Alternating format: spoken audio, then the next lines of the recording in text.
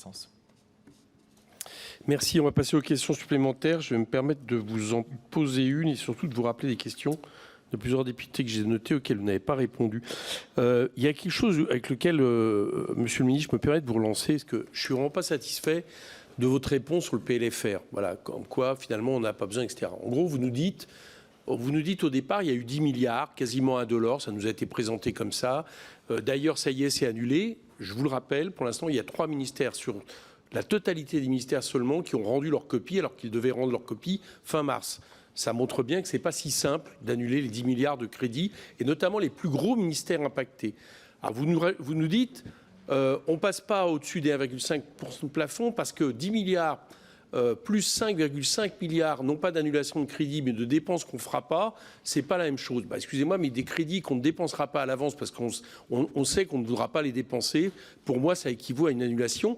Alors, je ne sais pas si, de manière réglementaire, ça vous donne raison, mais politiquement, c'est pas tenable. C'est pas tenable de changer de ce point de vue autant un budget sans passer par la case de l'Assemblée nationale. Et ça aurait d'autant plus un intérêt, c'est qu'au lieu de passer par une commission que vous nommez uniquement dans la majorité pour réfléchir à des choses sur lesquelles nous avons déjà travaillé ici, et dans lesquelles je vous ai déjà dit, vous feriez bien de regarder ce que fait l'Assemblée. Parce qu'ici, on était majoritaire, déjà, des amendements sur les rachats d'actions, vous m'en parlez à nouveau. Vous en avez parlé lors du dialogue de Bercy, là, vous nous en reparlez à nouveau.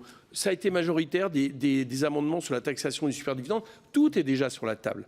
Un PLFR, ça permettrait de les mettre dans le débat. Donc vraiment, cette réponse, elle n'est pas satisfaisante, à mon avis, elle est problématique, ça ne m'étonne pas qu'il y ait eu de ce point de vue-là des désaccords au gouvernement. Les autres questions que j'observe, vous n'avez pas répondu, c'est la question du gel des protections sociales, gel sur les retraites, puisque ça, plusieurs membres de la majorité, y compris vous, je crois, a évoqué cette piste. Et puis aussi la question du décrochage des salaires et du pouvoir d'achat, notamment par rapport à l'inflation, qui est évident. Et puisque vous dites que vous défendez les revenus du travail, c'est quelque chose sur lequel je ne vous ai pas entendu réagir. Merci. Merci, Monsieur le Président. Non, pourquoi on n'a pas besoin de PLFR? Vous l'avez vous-même reconnu, on a fait un décret d'annulation de 10 milliards. Contrairement à ce que vous dites, le travail avec les ministères, il est terminé. Voilà, il est achevé. Après, il y a un visa, les CBCM, mais ce travail de reprogrammation, il est fait. Et je l'avais dit, on l'avait dit avec Bruno Le Maire, tout à fait important. Si les rapporteurs spéciaux souhaitent ensuite auditionner les ministres pour avoir plus de détails, moi je trouve ça. Enfin, je vous assure qu'on les a interrogés il y a encore très peu de temps. Ça, il y avait 3 ministères seulement. Je vous le dis. Je vous réponds. Je dis que ce travail, mais il va falloir laisser un peu plus de temps pour vous répondre dans ces cas-là, Monsieur le Président. Ce travail, il a été fait avec tous les ministères. Il est achevé sur le fond, qui est ensuite un élément de processus, y compris de processus interne. Mais voilà. Et je n'ai jamais dit que c'était parfaitement indolore. J'ai toujours dit que c'est accessible.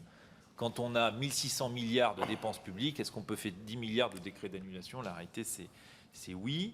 Et puis après, cet effort supplémentaire que nous allons devoir faire pour tenir le 5,1, il renvoie à des méthodes de gestion tout à fait classiques. On met toujours en réserve un certain nombre de crédits, toujours, pour faire face à des aléas.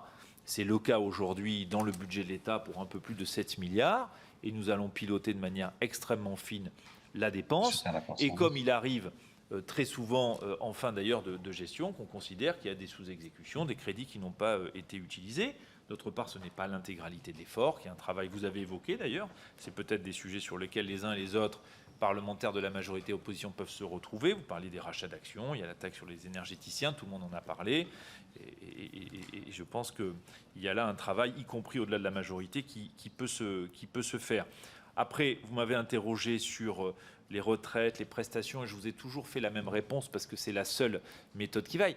Moi, j'avance de manière ordonnée et méthodique sur la préparation du budget 25.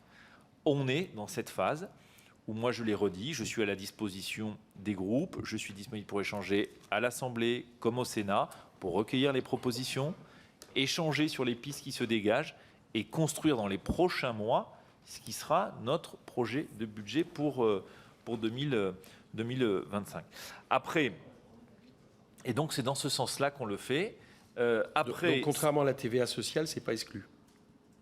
Mais qu'est-ce qui n'est pas... Je suis en Non, mais train... c'est une question, je vous pose. Je suis en train de vous redire, mais je comprends que ça ne vous plaît pas, cette méthode. C'est pas ça, Ne me demandez pas. Monsieur le ministre, je cherche quelle date. Monsieur le ministre, Monsieur le ministre, je peux vous répondre ou pas d'abord? Oui, mais vous me Alors, répondez, non, mais si juste, vous je vous respectez réponds. plus non plus. C'est juste sur la non, mais c'est juste sur l'honnêteté de la question. Vous savez très bien que la TVA sociale a été annoncée par le ministre de l'économie. J'ai entendu tout à l'heure, nous avons entendu qu'il n'en était pas question. Le gel des prestations sociales et des retraites, ça a été aussi annoncé. Je vous demande juste de savoir si ça, c'est quelque chose qui est exclu. Mais encore une fois, il n'y a eu aucune annonce de fait. Après que les uns les autres, dans le débat, émettent des hypothèses, émettent des idées, mais ne m'attend... Non, c'est complètement faux, monsieur Bompard. Je vous invite à regarder. C'est complètement faux. Vous le savez, je crois.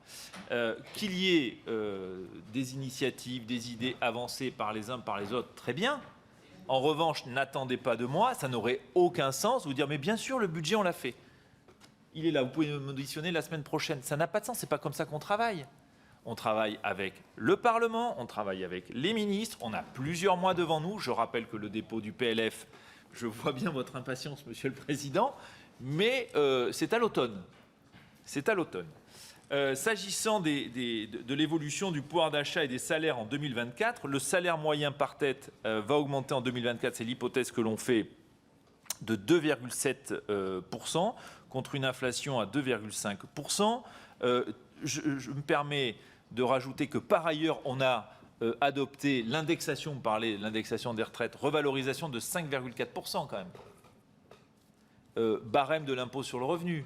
Vous avez vu la publication hier de la Direction générale des finances publiques qui montre à quel point ça a bénéficié à des dizaines, voire des centaines de milliers de Français, la revalorisation du barème de l'impôt sur le revenu. Donc, vous voyez qu'en matière de pouvoir d'achat, on a répondu présent, Monsieur le Président. Michaël Boulou. Voilà.